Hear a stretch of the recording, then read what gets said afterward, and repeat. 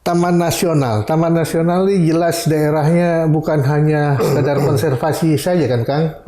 Yang jelas juga udah ada yang lebih daripada itu. Kira-kira apa yang ada di balik Taman Nasional juga? Terjadi tangkahan, itu bisa kita bawa juga di Aceh ya kan, yang Taman Nasional Loser yang di Aceh. Tapi itu tadi Bang, memang untuk mengembangkan sebagai wisata, kita terlebih dulu kan harus memahami karakteristiknya nih kan gitu.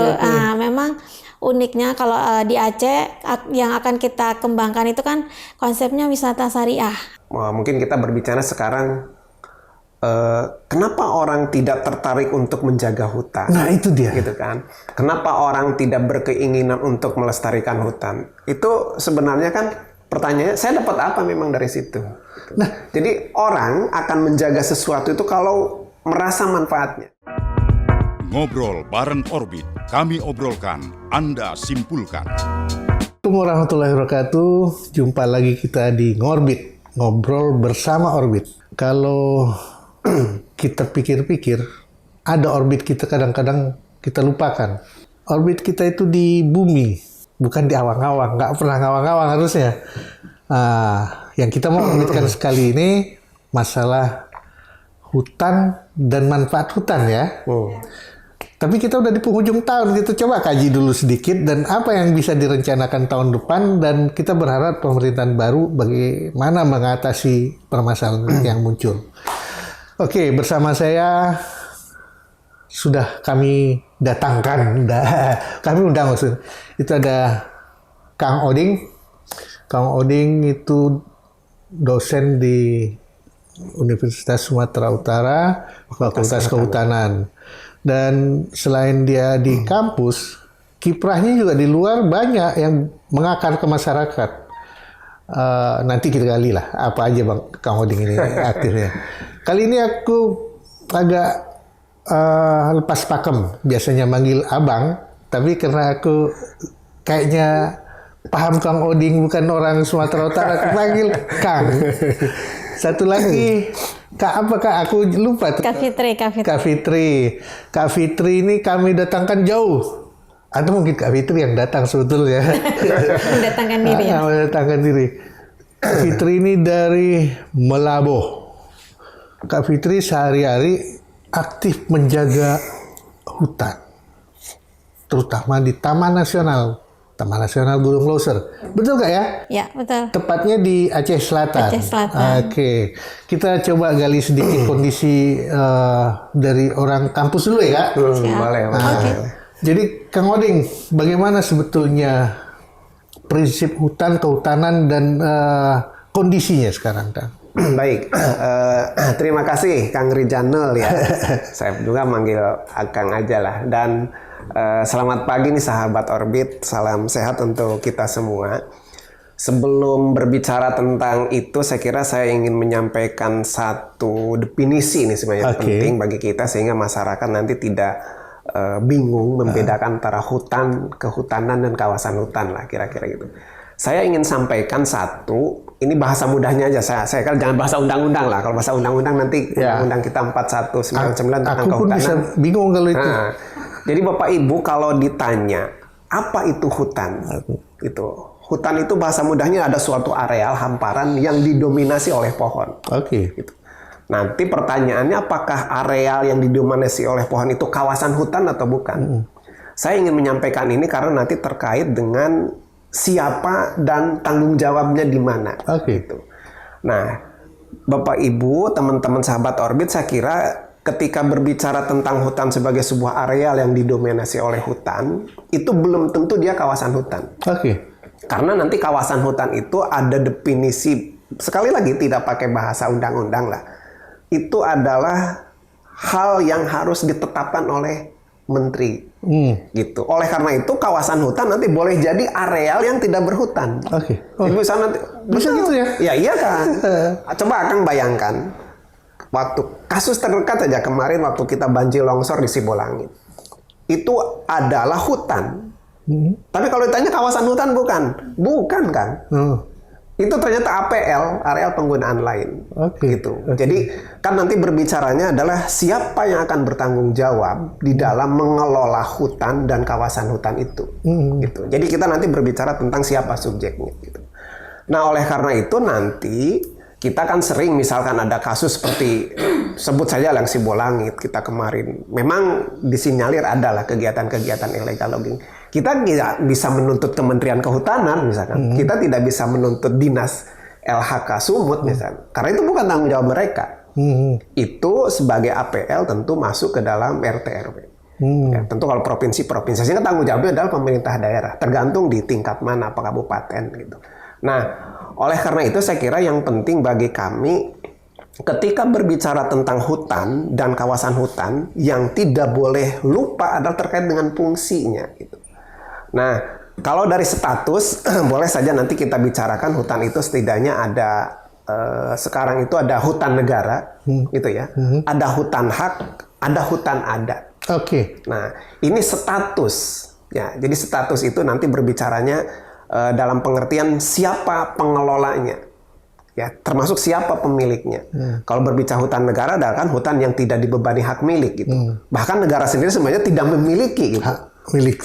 Tidak ada hak kepemilikan negara atas hutan. Baca Undang-Undang 233 menguasai. Gitu. Jadi bukan memiliki. Nah, yang khawatirnya adalah nanti ada salah persepsi dari pemerintah, dari negara seolah-olah dia memiliki. Maka karena memiliki, dia punya segala haknya termasuk bahasa kita dengan segala mudahnya mengalihkan, mau silakan siapa yang mau gitu. Kira-kira kayak gitu. Tidak seperti itu. Nah, yang keduanya ketika berbicara hutan hak ya ini private forest, hutan rakyat, hutan pribadi.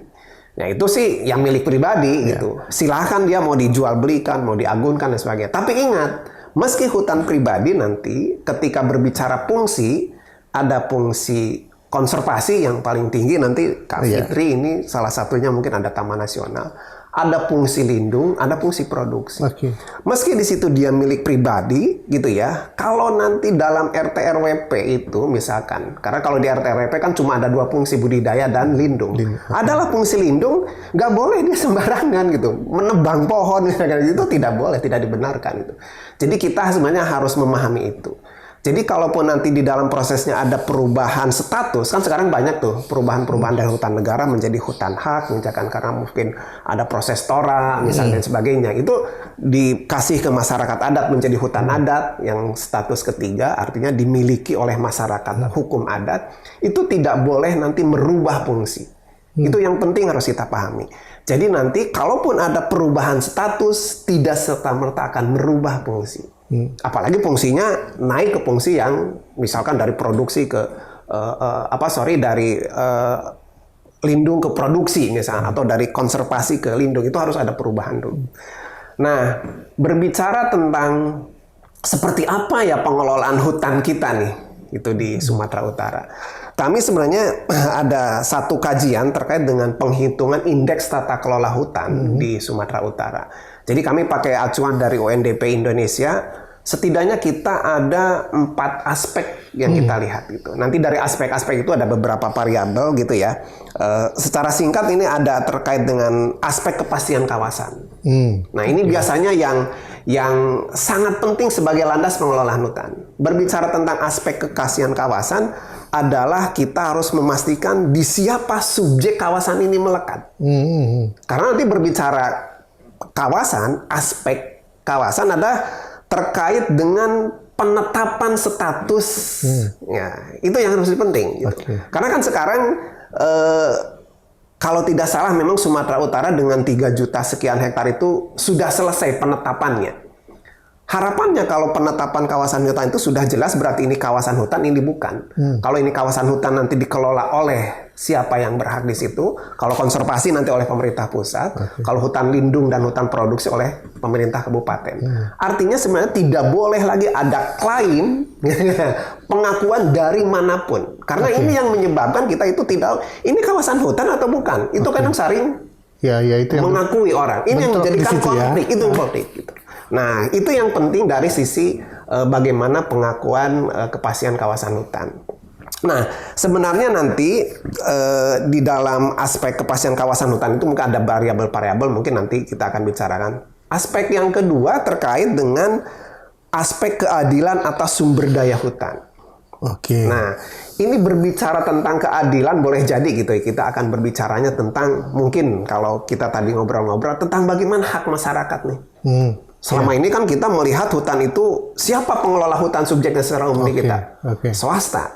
Ya, sekarang istilahnya PBPH lah, perizinan berusaha pemanfaatan hutan. Dulu HPH namanya. Di dalam proses-proses itu bahwa perlu kita ingat subjek pengelola hutan itu sangat beragam sebenarnya kalau mau dikembangkan. Selain memang swasta, negara juga boleh gitu. Dia sebagai subjek pengelola hutan. Makanya ada perusahaan-perusahaan BUMN yang mengelola hutan kan. Yang perhutani itu. Perhutani di Jawa, di luar Jawa mungkin ada Inhutani yang mengelola hutan alam. Dan satu yang tidak boleh lupa, masyarakat juga sebagai identitas subjek yang punya hak yang sama sebenarnya. Nah, di sini kan biasanya berbicara tentang ketimpangan itu gitu. Selama ini mungkin kalau kita berbicara tentang luasan dari kajian kita tentang bagaimana akses masyarakat dengan kawasan hutan itu lebih banyak didominasi oleh swasta.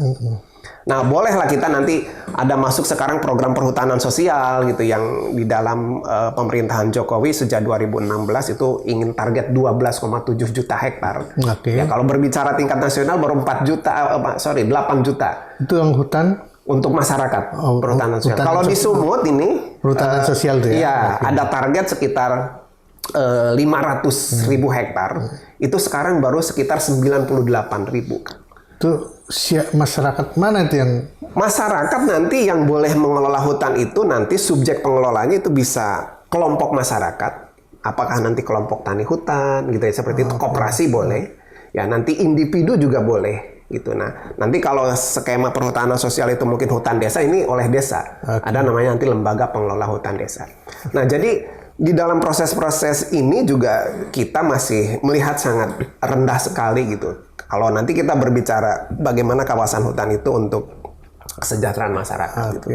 Nah, dari aspek transparansi pengelolaan ini banyak yang boleh jadi gitu ya. Dari aspek transparansi ini sebenarnya ini sudah masuk ke era digitalisasi programnya Pak Prabowo nih.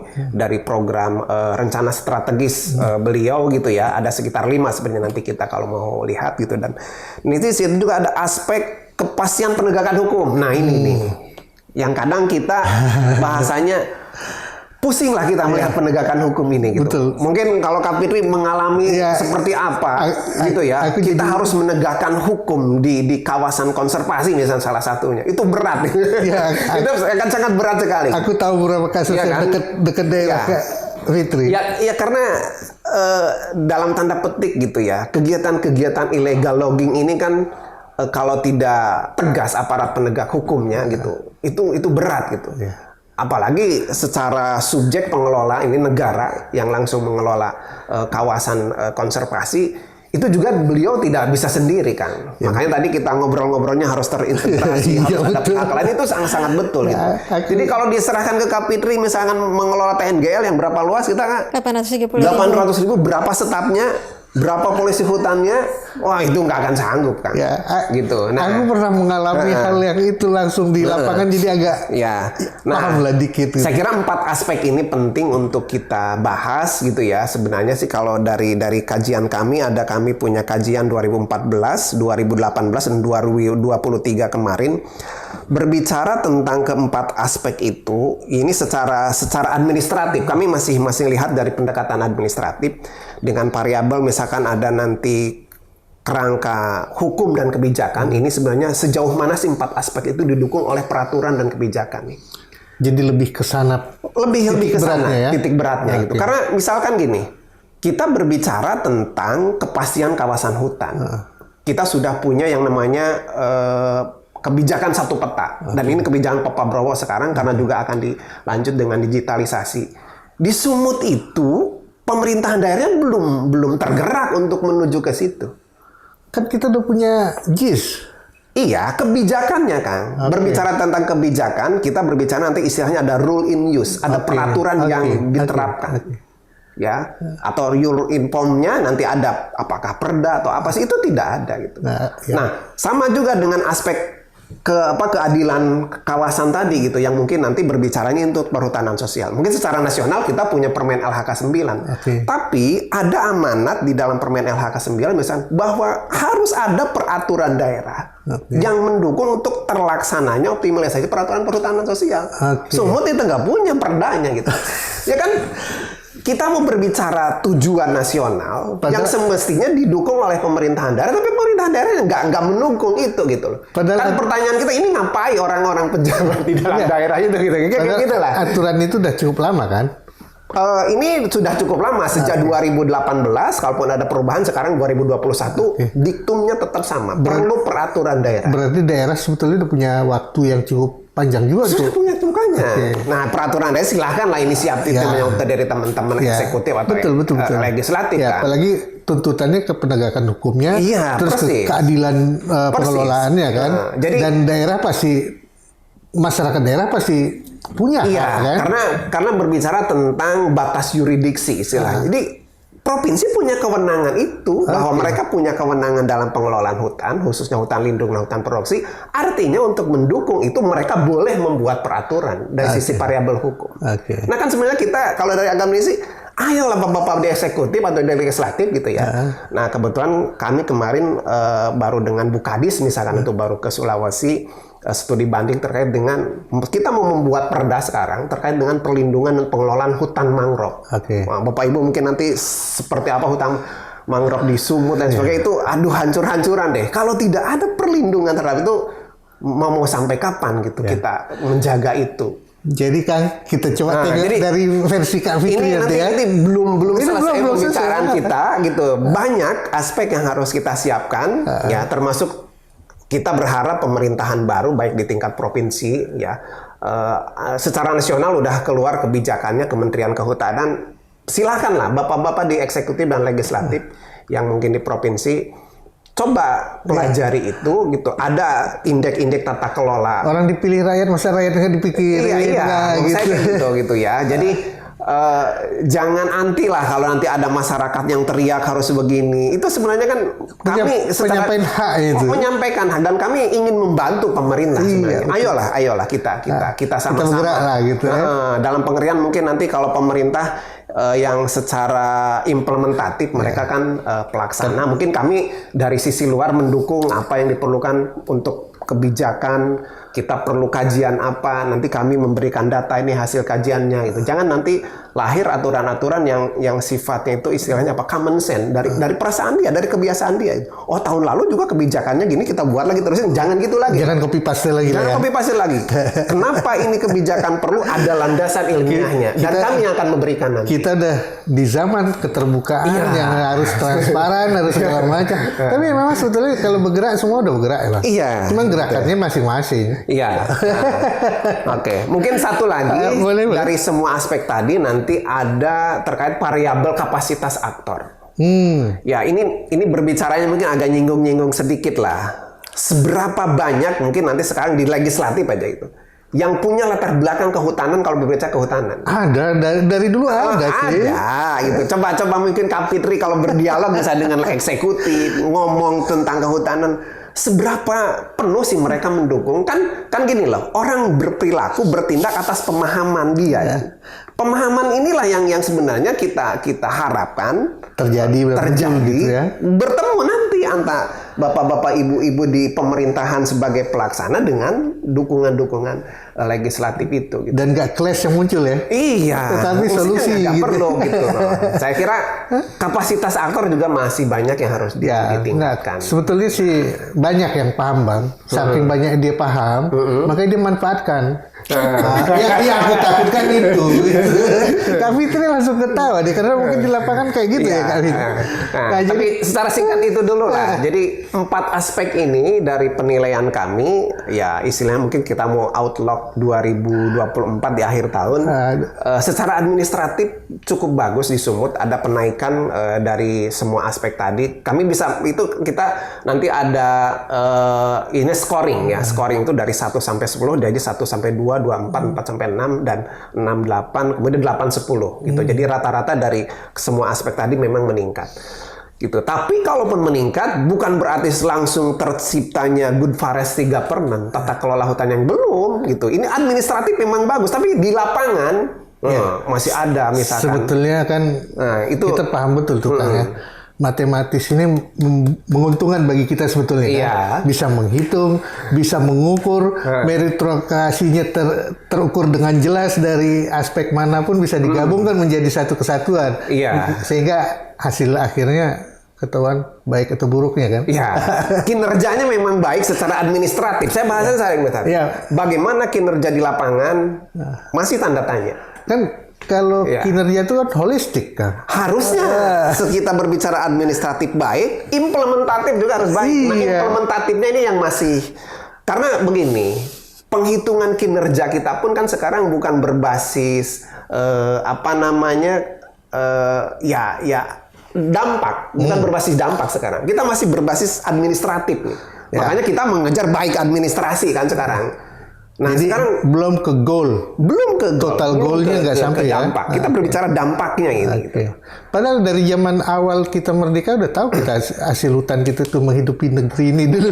Ya, pastilah kita punya sejarah bagaimana hutan kita begitu dan kita superior sebagai kita juga APBN, kan? Kita juga udah ngelihat bagaimana orang Eropa, orang Amerika terpuruk gara-gara hutan. Masa kita harus belajar dari yang kayak begitu gitu.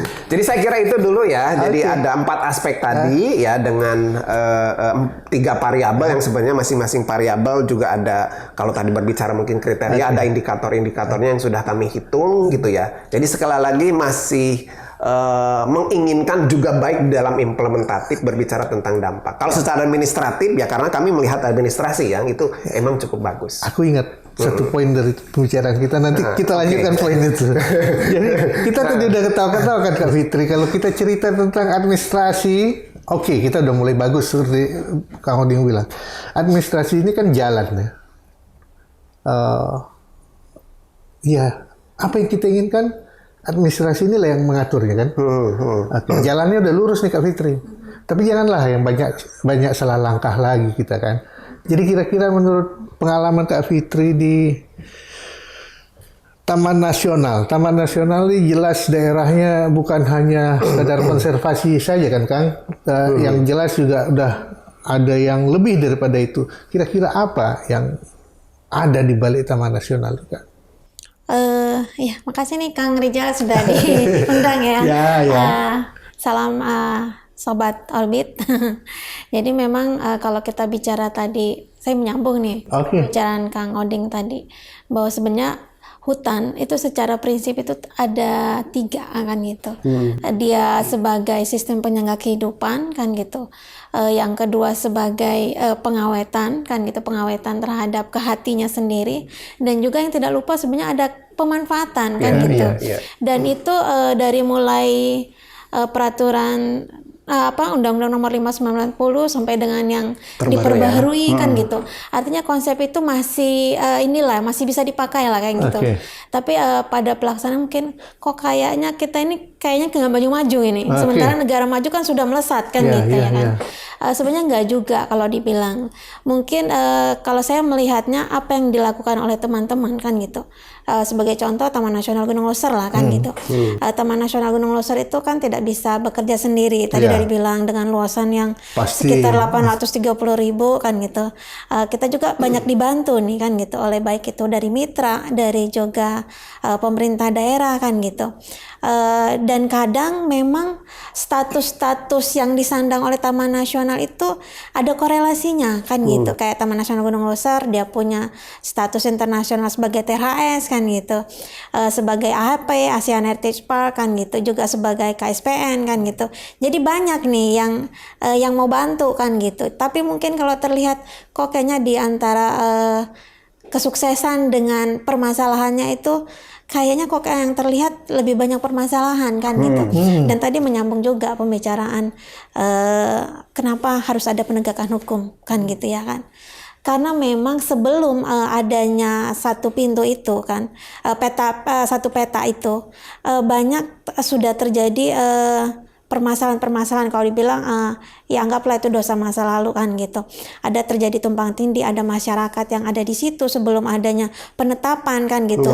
Nah, Nah itu persoalan itu yang coba kita selesaikan dan itu coba kita urai, dan sebenarnya sudah banyak ruang-ruang yang dikasih, artinya dari segi peraturan kan gitu. Kalau misalnya kalau untuk di kawasan konservasi kan gitu, kalau dulu kan kayaknya haram nih ada kegiatan Pemanfaatan. konservasi. Kalau pemanfaatan sih oke lah ya, tapi secara terbatas, ada mungkin lebih strict dibandingkan dengan mungkin hutan produksi, hutan lindung tetap ada. Mungkin kalau bicaranya dulu Taman Nasional lebih bicara ke wisata alam, sekarang kan ada ruang nih. Kalau untuk areal keterlanjuran, kalau kita bicaranya ada kegiatan perambahan kan gitu, itu bisa dimungkinkan untuk kemitraan konservasi kan gitu, yang mungkin notabene hampir sama dengan PS tadi kan gitu. Tapi ini kan baru 5 tahun kan gitu, artinya kita masih try and error gitu lah ya kan. Ketika kita coba secara administrasi bagus gitu, tapi memang permasalahannya adalah memang saya tidak menyalahkan masyarakat kita, memang karakteristik masyarakat kita itu berbeda kan gitu. Artinya mungkin karena terbiasa ya, masyarakat kita itu sudah terbiasa diberi kan gitu, diberi bukan juga dipintarkan, bukan membuat masyarakat kita pintar, dan itu sudah terjadi bertahun-tahun kan gitu. Saya dulu melihat ketika saya dulu lama ya, artinya di kantor secara konseptor kan gitu, tapi ketika di lapangan ternyata memang ketika kita mau berhasil program itu, kita harus lebih mengedepankan pendampingan kan gitu. Ketika terjadi misalnya tadi kemitraan konservasi sudah bagus nih, secara administrasi mereka sudah penuhi kan gitu, jadi mereka sudah dikasih tata kelola hak pengelolaan, bukan hak memiliki, hak mengelola mungkin sekitar 2 hektar kayak gitu untuk area yang keterlanjuran tadi. Tapi mereka merasa gini loh, kayaknya kami mau lagi dikasih bantuan gitu, dan itu sudah terpola kan gitu. Dan akhirnya saya melihat kok kayaknya setiap bantuan itu semacam mereka menganggapnya gini loh, ini kan cuma program, padahal bukan begitu, karena mungkin karena keterbatasan kita kan gitu, keterbatasan pendamping untuk mendampingi, jadi akhirnya banyak miskomunikasinya kan gitu. Karena memang kalau kami belajar di Taman Nasional Gunung Leuser untuk kemitraan konservasi itu udah cukup banyak loh Pak. Jadi ada mungkin sekitar yang sudah ada kerjasamanya itu ada sekitar 47 kan gitu. Dan ini lagi proses kan gitu. Tapi dari keseluruhan itu paling mungkin sekitar 30% saja yang berhasil, yang memang yang tadi bicaranya tadi kan, ini loh hutan seharusnya kan masyarakat bisa manfaatkan, tapi ketika kita kasih kesempatan, nah ternyata masyarakat kita belum siap gitu loh. Dan memang itulah yang dulu harus kita benahi, penguatan di masyarakatnya, di kapasitasnya, di kelembagaan. Dan sebenarnya itu menjadi penting ketika ada nih teman-teman kayak Kang Oding ya kan, dari perguruan tinggi, ada sebenarnya pola MBKM, saya suka gitu. Jadi memang sudah beberapa kali MBKM itu kan masuk dengan pola yang saya coba kita arahkan mahasiswa-mahasiswa ini, coba kita arahkan mendampingi masyarakat tadi, apa sih kebutuhan mereka kan gitu. Itu yang dikembangkan, apa sih potensi desanya kan gitu. Kalau memang misalnya nih desa tersebut ternyata berdekatan dengan zona pemanfaatan, bisa kita kembangkan wisatanya, atau misalnya dia berdekatan dengan zona tradisionalnya, apa sih potensinya kan gitu. Itu yang kurang, karena memang kami menyadari juga nih Taman Nasional punya keterbatasan dari jumlah pegawai, dari juga kapasitas kan gitu, kan kita tidak bisa kerja sendiri gitu loh. Mungkin menarik sih yang Kak Fitri ceritain ya. Ada satu hal mungkin yang sangat menariknya bagi saya ingin bertanya, kenapa selalu masyarakat yang kita jadikan poin akhir bahwa mereka yang menjadi permasalahan di dalam hal yang kita hadapi bersama? Kenapa pemerintah tidak melihat ke belakangnya? Kenapa masyarakat bisa begini? Tapi itu masa lalu lah Kak ya. Kita berharap yang masa lalu itu orangnya pun udah berlalu kan. Yang orang yang akan datang ini kita harapkan bisa berbuat lebih baik. Tapi kalau seandainya masyarakat dari dulu diberikan hak yang sama seperti investor, kita anggaplah investor, kita nggak usah cerita ada kong kali kong atau segala macam di belakangnya. Sementara rakyat di sana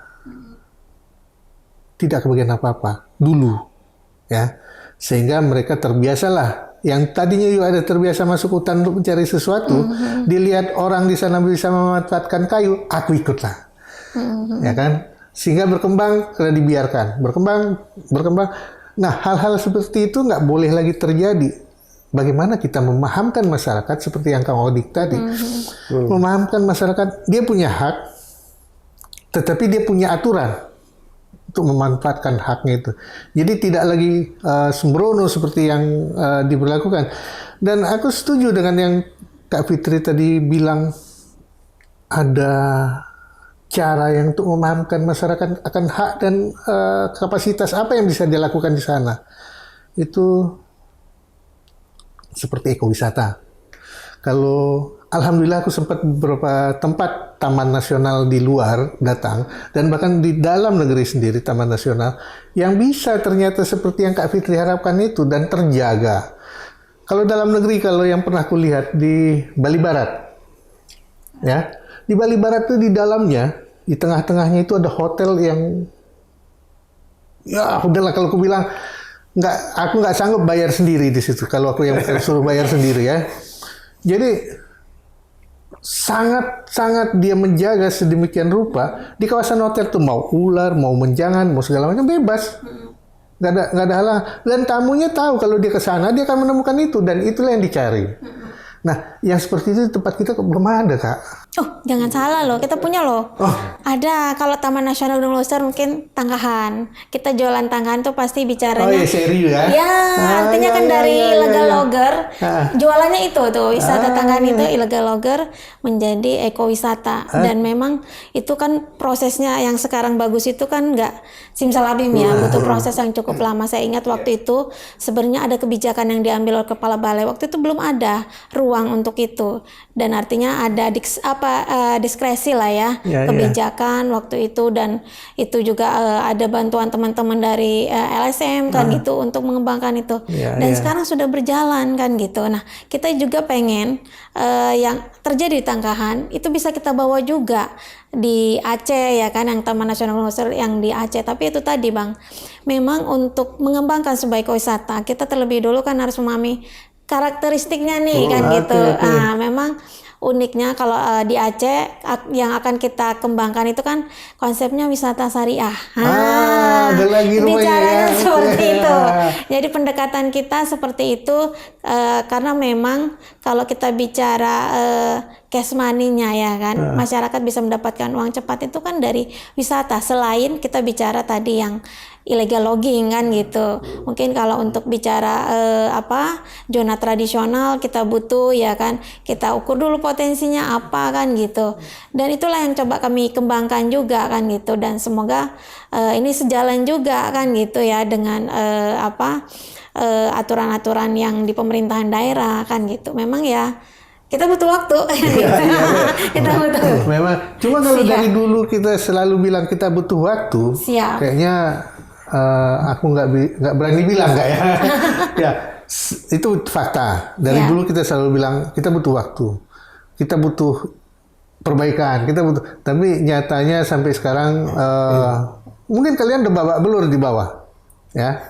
Yang di atas tenang-tenang. Nah, kita berharap seperti yang tadi Kang Oding bicarakan, itulah yang kita harapkan tahun depan dan seterusnya. Dengan pemerintahan baru akan ada kebijakan baru, sehingga mereka bisa melihat bahwa hutan itu milik rakyat loh, bukan kenapa?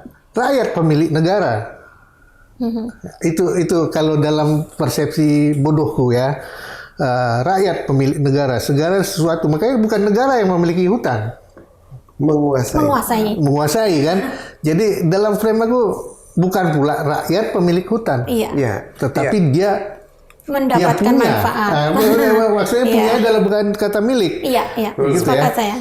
Nah, hal-hal seperti itu yang kita harus mungkin nih harapanku mengajak masyarakat paham loh. Nih sekarang masalahnya kan dia tahu tapi dia nggak paham. Sehingga jalannya lurus, langkahnya salah terus. Ya, itu yang kita selalu sayangkan. Yang kita harapkan begitu dia paham. Oh, ya, aku paham. Aku nggak mau lagi. Mungkin treatment begitu yang kita harapkan. Kira-kira TNGL sebagai pemerintah dalam hal pengelolaan hutan dan kawasan, terutama kawasan taman negara, punya solusi atau arahan yang memang udah kamu mau begini. Sebenarnya kalau untuk Taman Nasional sendiri, kita itu yang tadi saya bilang, untuk yang keterlanjuran seperti yang perambahan kan gitu, dan juga untuk pemukiman itu sebenarnya ada ruang kan gitu. Kalau untuk perambahan, oke, kita satu-satu bicara. Kalau untuk perambahan itu dimungkinkan untuk kemitraan konservasi dengan pola seperti PS kan gitu, perhutanan sosial. Nah, mereka ini nanti bentuknya KTHK kan gitu. Bentuknya KTHK, mereka kita akan lakukan, biasanya akan lakukan pendataan, benar nggak nih kan gitu. Untuk tanaman-tanaman sawitnya apakah memang yang di bawah 2019 kan memang sudah ada ketentuan, ada aturan kan itu. Nah, kalau itu berarti kan keterlanjuran, polanya kemitraan konservasi. Tetapi kalau dia di atas 2019 berarti memang itulah yang harus kita tegakkan. Dan itu juga tidak ujuk-ujuk kan gitu. Saya bilang kita akan biasanya sosialisasikan, kita minta dengan kesadaran mereka kan gitu. Silakan dicabut atau dimusnahkan karena sudah begitu aturannya kan gitu. Walaupun nggak sampai reboisasi ya. Nanti mereka akan menanam sendiri kan gitu. Kita sediakan bibitnya kan gitu. Nah, untuk yang keterlanjuran selain juga kita siapkan bibit, mereka tanam kan gitu. Kita ada juga ekonomi produktif. Jadi di sela-sela mereka melakukan pemulihan ekosistem itu kita juga lakukan kan gitu. Apa sih misalnya kalau desanya tadi mungkin saya akan review ke belakang gitu. Taman Nasional ini kan dengan pola zonasi kan gitu. Ada zona inti, zona rehab kan gitu, zona pemanfaatan, zona yang lainnya kan gitu. Nah, kalau dia memang desa itu berdekatan dengan zona wisata, zona manfaatan, maka akan kita kembangkan wisatanya. Sehingga nanti artinya ada alternatif. Jadi kita nggak juga bilang nggak boleh loh nebang pohon di situ, tapi kita nggak kasih solusi kan gitu, nggak juga kan gitu. Nah, kan tidak boleh menebang pohon kan gitu, sawit yang di bawah 2019 silakan dicabut, yang sudah terlanjuran nanti diselesaikan. Ini ada alternatif juga kan gitu. Nah, gimana kalau ternyata desanya tidak berbatasan dengan zona pemanfaatan? Mungkin dia dengan zona tradisional tadi. Contohnya misalnya tadi bicaranya ada madu, ternyata di situ banyak pohon tualang. Boleh kok kan gitu. Boleh loh zona tradisional itu diambil manfaatnya. Tapi hasil hutannya, tapi bukan ditebang kan gitu. Dan itulah yang coba kita lakukan berulang. Artinya gini ya, pendekatan tadi, pendampingan, sosialisasi baik itu secara rame-rame atau misalnya dari door to door atau kita ambil lokal championnya siapa kan gitu. Pola-pola seperti itu yang coba kita lakukan pendekatannya kan gitu. Jadi kalau mereka tidak nebang pohon, tetapi dia menanam kotak madu misalnya. Boleh. Di kawasan-kawasan. Boleh. Dan ada nggak kira-kira yang seperti itu dilakukan kelompok-kelompok masyarakat itu? Nah, itu kadang mereka masih belum. Sebenarnya kami kadang beberapa kali sudah coba menyampaikan, dan untuk beberapa desa binaan kan gitu, kalau saya ambil contoh, kalau untuk di saya gitu yang di bidang 1, mereka juga kita kasih itu tadi bantuan berupa stop. Jadi mereka buat stop itu, mereka taruh kan gitu, dan kita pahamkan kalau mau madu ini sebenarnya berhasil, kalian harus jaga hutan karena pakannya madu ini kan dari hutan yang terjaga, seperti itu. Dan beberapa kelompok KTHK kan gitu, itu sudah ada yang begitu. Tapi itu tadi ya Bang bilang, ada juga yang memang hanya berpikirnya kayaknya lebih cepat nebang kayu loh, kan begitu. Masih ada juga yang seperti itu. Bagaimana mereka nggak punya pikiran seperti itu? Ini yang saya lihat ya. Orang pengusaha aja boleh kok, masa saya nggak boleh? Jadi kayu ini cepat duitnya gitu ya. Kayu ini cepat duitnya kan gitu. Jadi akhirnya itu tadi Bang, ketika kita satu kali kita coba pendekatan kan gitu, ya nggak bisa nih, memang harus penegakan hukum. Ya kita memang harus lakukan penegakan hukum kan gitu. Dan memang itu tadi, memang kita harus bisa pilah-pilah gitu. Siapa nih yang bisa kita jadikan nanti dia sebagai local champion, ada yang memang ini treatmentnya beda nih. Memang harus kan gitu. Dong. Namanya kayak ada enclave yang lebih duluan daripada aturan ada di daerah situ. Iya. Tentu nggak mungkin kita melakukan treatment yang sama dengan semua orang. Dan jangan salah, di Tangkahan itu juga seperti itu. Jadi dulu itu ada beberapa orang yang kita juga penjarakan. Setelah dia dipenjarakan, baru dia merasa sadar. Jadi Tangkahan itu sebenarnya berhasil karena anak mudanya. Kita pendekatannya ke anak muda kan gitu. Karena orang-orang tua tadi kan mungkin sudah, ya itu tadi lah kita bilang, mungkin sudah berkarat, butuh waktu kan gitu. Tapi it's okay kan gitu, nggak apa-apa. Dan kami merasa ya itulah tugas kami. Dan yang kami sebagai orang media sering melihatnya pemerintah memaksakan pola yang sama untuk semua. Itu yang terlihat. Itu yang terlihat. Bagaimana tidak muncul pertikaian dengan masyarakat? Bagaimana tidak? Karena namanya orang dari belum ada aturan, kampungnya udah di situ. Gitu. Ya. Itu banyak kan di daerah TNGL. Banyak enklave-enklave yang udah ada sebelum aturan ada. Gitu. Dan mungkin kelemahan kami juga kurang ini ke media. Artinya kita sebenarnya sudah kerja kan gitu. Tapi yang terlihat kadang kok kayaknya pemerintah ini tidak melakukan apa. Jadi mungkin arahnya sekarang kita itu berusaha, kalau kalian kerja, sampaikan apa yang sudah kalian lakukan. Artinya gini ya, kita juga pengen mengubah paradigma negatif. Dan kita kan terus jalan siringan. Semua betul. Sama toh tujuannya. Media pengen masyarakatnya sejahtera, dari perguruan tinggi juga pengen masyarakat sejahtera, dan kita juga dari pemerintah kan gitu. Masa pemerintah nggak mau kan lucu. Setuju saya. Ini loh Kang Odi, makanya tadi seperti itu yang aku ingin tanyakan satu hal tadi, seperti Kang Odi bilang perlakuannya tidak boleh berubah, walaupun hak pribadi, hak kelola yang lain ya. Pribadi kan berpikir ini tanahku, masa aku nggak boleh nebang pohon di sana. Betul. Nah, hal yang seperti itu juga pemahaman sepertinya. Tetapi berkait dengan seperti yang gambaran Kak Fitri, ada hal yang bisa dimanfaatkan, dan Kang Oding udah mencontohkan kepadaku sebetulnya dengan teh apa? Gaharu. Teh gaharu itu kalau di hutan dia bukan monokultur kan? Iya, harus berasosiasi. Dia harus berasosiasi. Nah, hal seperti itu kan bisa sebetulnya pemerintah memikirkan. Dan bahkan pemerintah membuat plot-plot di daerah-daerah yang spesifik sesuai dengan karakter daerahnya.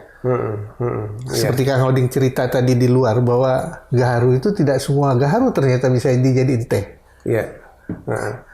Hal seperti itu gimana kira-kira Kang Oding? Iya, yang pertama saya kira yang ingin kami sampaikan, mungkin kita berbicara sekarang kenapa orang tidak tertarik untuk menjaga hutan? Nah, itu dia. Gitu kan? Kenapa orang tidak berkeinginan untuk melestarikan hutan? Itu sebenarnya kan pertanyaannya, saya dapat apa memang dari situ? Nah, jadi orang akan menjaga sesuatu itu kalau merasa manfaatnya. Iya. Dan boleh jadi ceritanya gini, kita nih punya HP, mungkin sekarang acuh-acuh aja kan? Tapi begitu HP itu hilang, iya betul. Nah, jadi orang itu kalau kita ini mungkin karena sudah sampai titik nadir ya bahasa saya, orang itu baru sadar kalau kita udah hilang sesuatu itu. Iya. Orang akan sadar penting hutan itu pasti ketika hilang hutan itu. Maksud saya timbul kesadaran itu jangan sampai ke titik itu. Gitu. Itu yang pertama. Nah, oleh karena itu sekarang bagaimana kita menciptakan ini hutan level paling tinggi pun dari sisi fungsi, yaitu hutan konservasi. Hutan inti mungkin ya? Iya, itu sekarang harus bisa memberikan manfaat gitu ke masyarakat. Nah, makanya saya kira konsep-konsep yang sekarang dikembangkan termasuk oleh teman-teman di Balai Besar TNGL misalkan sebagai sebuah pengelola kawasan, ada kemitraan konservasi, ada kelompok tani hutan konservasi, gitu ya. Sehingga mereka tadilah, kalau berbicara dari 4 aspek yang saya bahas tadi terkait dengan keadilan sumber daya, itu kan nanti masuk ke variabel kapasitas aktor. Kapasitas aktor selain si kelompok taninya sebagai subjek, itu namanya masyarakat tani, masyarakat desa, itu memang tidak punya kemampuan apa-apa. Pengetahuan mungkin kurang, modal apalagi, teknologi juga demikian. Siapa yang harus berperan? Pendamping tadi ini. Ya kan? Karena mungkin teman-teman sendiri di balai besar mungkin nggak bisa kerja sendiri. Makanya saya kira kehadiran nanti para pendamping, apakah NGO, mungkin apakah akademisi, kami ada program-program Merdeka Belajar, Kampus Merdeka, mahasiswa kami 6 bulan itu nggak di kelas, tapi mereka di lapangan. Apakah nanti dengan mitranya balai besar misalkan, atau nanti dengan perusahaan atau seperti itu kita sudah lakukan. Nah, yang ingin kita capai sebenarnya di dalam proses itu bagaimana memang betul-betul memberi satu apa istilahnya, kalau bahasa saya nggak usah banyak, satu manfaat yang memang betul-betul dirasakan masyarakat. Apa gitu? Contoh kasus misalkan gini, kita tidak bisa ketika Kang Ridjano tadi sampaikan, lah ini hutan saya. Ini saya yang nanam pohon, ini saya yang memelihara itu. Tapi begitu mau menebang nggak bisa. Bahkan minta izin pun nggak diizinkan. Bahkan nanti kalaupun di situ dia fungsinya misalnya sebagai di situ memang hutan rakyat, private forest, hutan hak. Kalau memang di situ pun fungsinya itu adalah sebagai fungsi pemanfaatan, jadi boleh nebang kayu, itu juga tidak segampang kemudian berbicaranya ini hutanku, ini kutanam, ini kupelihara, ya aku jual lah. Enggak begitu kan. Besok aku tebang ini, besok harus ada legalitas yang membuktikan ini kayu berasal dari hutanmu. Proses administrasi ini sekali lagi yang ribet itu gitu. Sehingga orang kalau mau berbicara nanti dari beberapa hasil kajian ya, itu kan di hutan rakyat, hutan hak. Insentif untuk orang menanam itu kurang. Karena tadi ketika ada hasil kita mau menjual, ada administrasi yang tidak bisa mudah diakses oleh masyarakat. Dan kadang-kadang ada permainan pula di situ. Kadang begitu, mungkin nanti boleh jadi berbiaya ini sebagainya. Ini kan yang harus kita hindari. Jadi saya kira di dalam proses itu harus diberi kemudahan itu. Yang penting kita memastikan bahwa kayu ini betul-betul berasal dari hutan pribadi itu, dia gitu. Kan kita sebenarnya bagus tujuannya bahwa kayu itu harus teradministrasi, jangan sampai ini memang diambil secara ilegal dari boleh jadi mungkin kawasan hutan yang sebenarnya dia tidak punya izin gitu. Apalagi dunia udah punya aturan untuk nah, yang berikutnya saya kira yang harus kita tanamkan sekarang gitu ya. Bagaimana pola-pola pemanfaatan hutan yang tidak hanya berbasis kayu. Gitu. Sekarang ada hasil hutan non kayu, ya boleh jadi nanti kalau pola-pola tanam itu sekarang ada istilah pola wana tani, agroforestry. Jadi kita bisa mengkombinasikan nanti suatu areal gitu, dengan tanaman kehutanan dan mungkin bisa saja pertanian di situ. Apa yang tumbuh di situ? Apakah nanti empon-empon misalkan itu, silakan mau nanam jahe, misalkan, mau nanam apa di situ, mau nanam jagung, ya kan? Yang sekarang mungkin jarang itu cincau. Boleh jadi, kan? Padahal itu tanaman hutan itu. Nah, jadi maksud saya masyarakat juga harus dididik untuk itu gitu. Jadi kalaupun kalian mempertahankan hutan, nanti dalam sisi-sisi lain ketika berbicara ada manfaat-manfaat dari sisi jasa lingkungan. Konon sekarang kita berbicara tentang misalkan perdagangan karbon. Nah, ini bagi mereka yang mempertahankan hutannya. Kan kalau mempertahankan hutan terus gua makan dari mana gitu bahasanya gitu. Petani kan nggak tahu itu. Kan petani nggak tahu itu. Nah, makanya inilah peran pemerintah harus ada dan aturannya harus dibuat. Sekali lagi dari sisi variabel aspek hukum ini belum ada tuh. Mudah-mudahan tahun depan ya. Ya justru itu yang saya ingin dorong ke pemerintahan baru gitu ya. Berbicara tentang sekarang perdagangan karbon ternyata juga agak susah kalau dari tingkat level masyarakat. Kalau aku nggak salah ya, kalau nggak salah nih, salah seorang, bukan dia nggak salah sih, ada seorang anak bangsa yang terlibat dalam carbon trade itu ya berkantor bukan di Indonesia memang gitu. Nah itu kan bisa diakses sebetulnya, bisa diajak. Iya, maksud saya. Tabulasi gitu kan. Ini kan kita berbicaranya istilahnya ada apa yang disebut namanya PES itu apa ya? Payment for Environmental Services. Jadi imbal jasa lingkungan.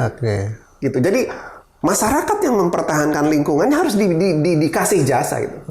Coba Bapak-bapak bayangkan, terpikir nggak masyarakat Kota Medan, ya terserah siapa pemimpinnya nanti, kalian bisa dapat air bersih, sekarang bisa aman dari banjir karena jasa teman-teman yang di hulu sana memelihara hutannya.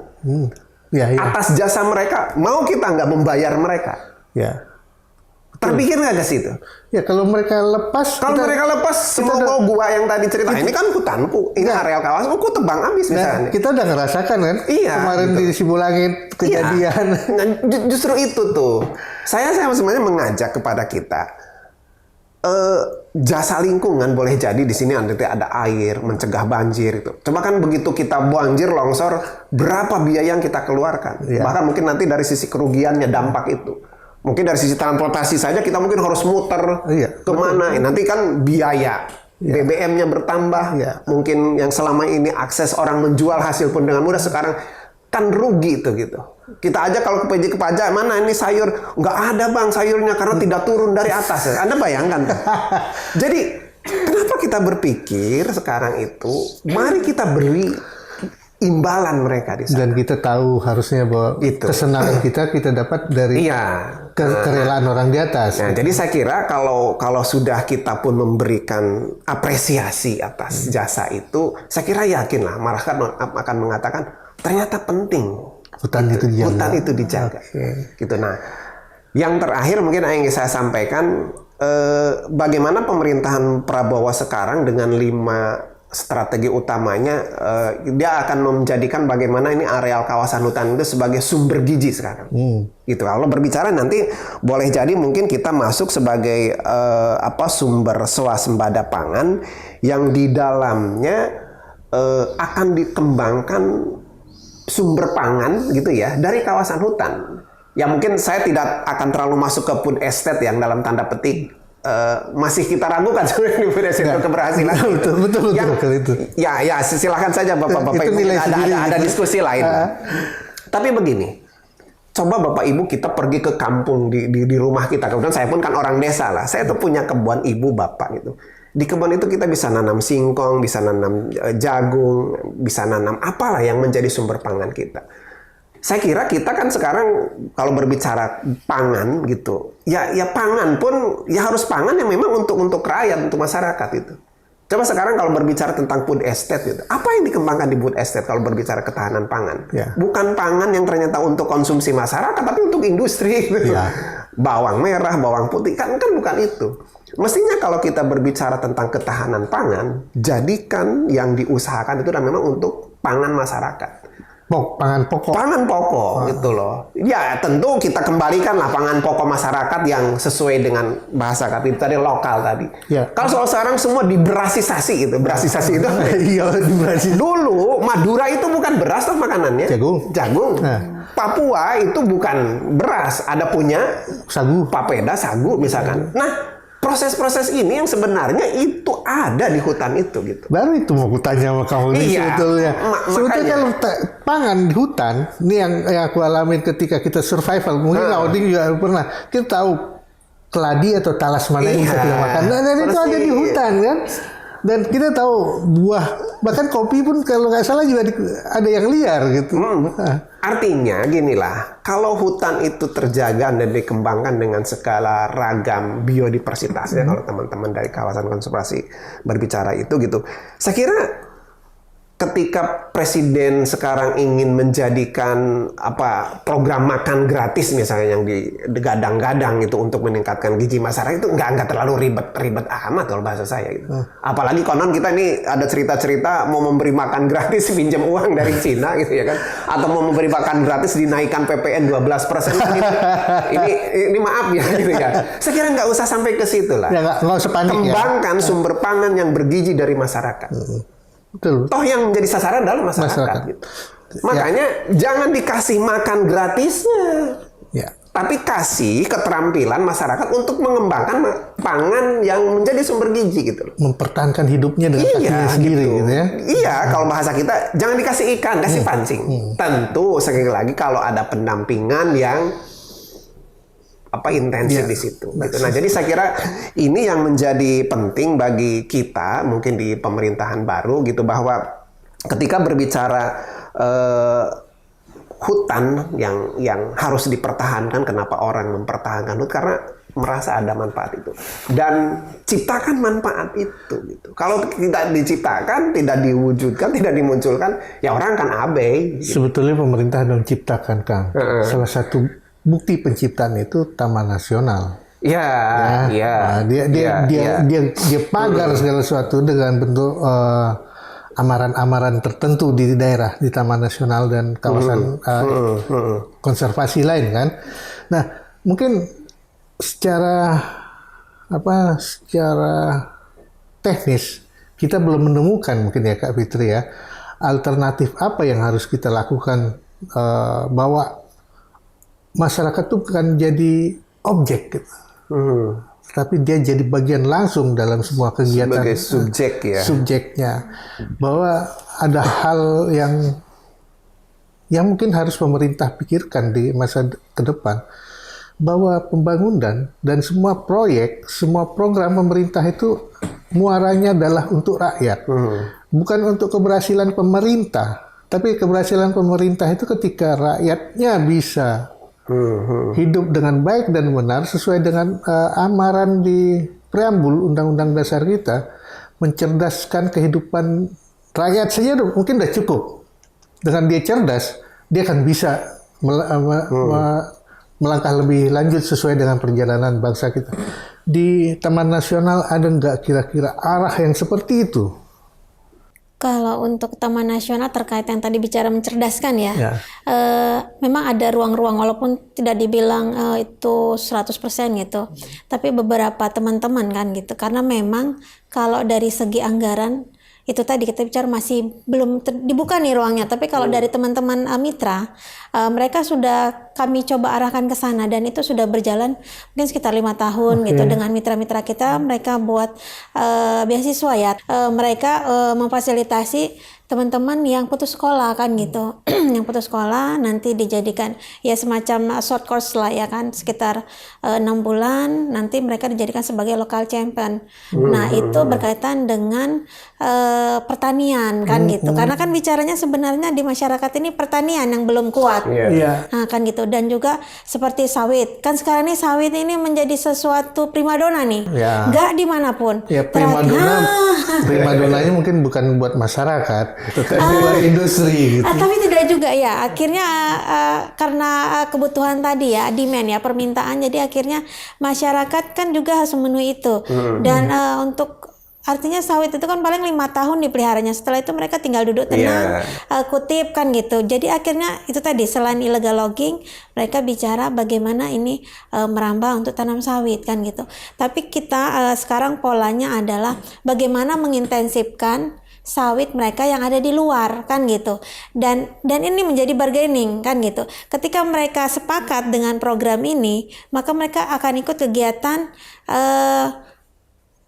ekonomi produktifnya yang lain kan gitu. Jadi itulah artinya memang sama masyarakat ini kita harus ada tarik ulurnya kan gitu. Kalian akan kami kasih bantuan kan gitu, bantuan ekonomi produktif, meningkatkan usaha sesuai dengan potensinya, tapi kalian sepakat kita intensifkan, nggak akan ada lagi menanam sawit di dalam, nggak merambah ke dalam lagi gitu. Seperti itu. Dan itu memang sudah coba kami terapkan kan gitu di beberapa desa, dan saya yakin juga di beberapa UPT kan gitu dengan teman-teman mitra kami kan. Dan ide-ide itu memang datangnya juga itu tadi ya dari teman-teman mitra kita. Dan saya sepakat kalau misalnya ada dari perguruan tinggi pola-pola seperti short course kan gitu, yang tadi saya bicara MPKM kan itu. MPKM ini sebenarnya potensial loh saya bilang. Kenapa? Karena ada sekitar 3 bulan mahasiswa tadi bisa memberikan short course nih ke pemuda-pemuda tadi atau ke ibu-ibunya tadi kan gitu. Yuk kita lihat potensinya apa nih. Sebenarnya saya pernah datang ke sebuah desa kan gitu, dan kepala desanya ini orang berpikiran maju kan gitu. Dia bilang, kalau saya mau mencerdaskan ini desa, saya harus pegang ibu-ibunya dulu kan gitu. Saya cerdaskan ibu-ibunya, dikasih pendidikan sekitar 1 bulan, maka mereka akan bisa memberikan motivasi ke anaknya. Gitu. Dan itu ide yang menarik saya pikir. Kenapa enggak kan gitu. Ini mahasiswa MBKM dikasihkan mereka tinggal saja kan gitu. Tinggal saja, dan saya juga coba menerapkan pola itu mereka tinggal di desa kan gitu, tapi mungkin yang belum kan gitu. Dan kedepannya saya berharap resolusi di tahun depan kan gitu bisa tadi kan gitu masyarakat MBKM tadi masyarakatnya bisa terdidik Oke, kita bicara nggak usah banyak lah ya. Mungkin dari 60 kakak, 20 kakak atau 10 kakak ibu-ibunya itu akan bisa menjadi influence buat yang lain kan gitu. Oke, kalau gitu bicara hutan ini nggak habis Kang Oding. Nggak habis ya. Kalau ku cerita, Kang Oding tahu sendiri lah. Untuk memahami hutan aja minimal ya 8 semester kan. Tapi ternyata kurang. Jadi kita nggak bisa memenuhi 8 semester Kang Oding dengan waktu yang singkat. Kita hanya bisa berharap pemerintahan baru yang akan aktif betul bergerak di tahun depan bisa memahami bahwa hutan adalah rakyat. Kenapa? Itulah yang terdekat dengan rakyat. Ketika ada program kerakyatan dan program kehutanan, dekatkanlah mereka. Mungkin begitu ya Kang dan Kak ya, bahwa hal seperti itu jangan tinggalkan mereka. Kalian kasih mereka administratif yang ketat dan kalian ketatkan pula mereka sehingga mereka pun tidak bisa hidup di lingkungannya, itu juga nggak bagus. Dan biarkanlah mereka hidup sebagai rakyat Indonesia di mana mereka berada, beri mereka koridor yang pas sesuai dengan kondisi yang pas sehingga mereka paham bahwa tidak selamanya mereka harus bertanam sawit. Tidak selamanya mereka harus memanen kayu. Kalau ternyata menanam sayur juga bisa diekspor loh. Dan itu perlu dipikirkan mungkin nama Kang Oding sama kakak kita. Jadi kita sampaikan di sini aja dulu pembicaraan, karena akan banyak pembicaraan berikut yang menarik tentang masyarakat dan hutan dan pembangunan kita.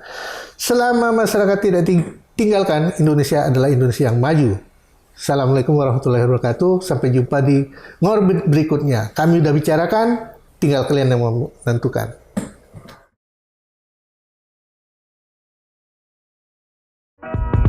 Ngobrol bareng Orbit, kami obrolkan, Anda simpulkan.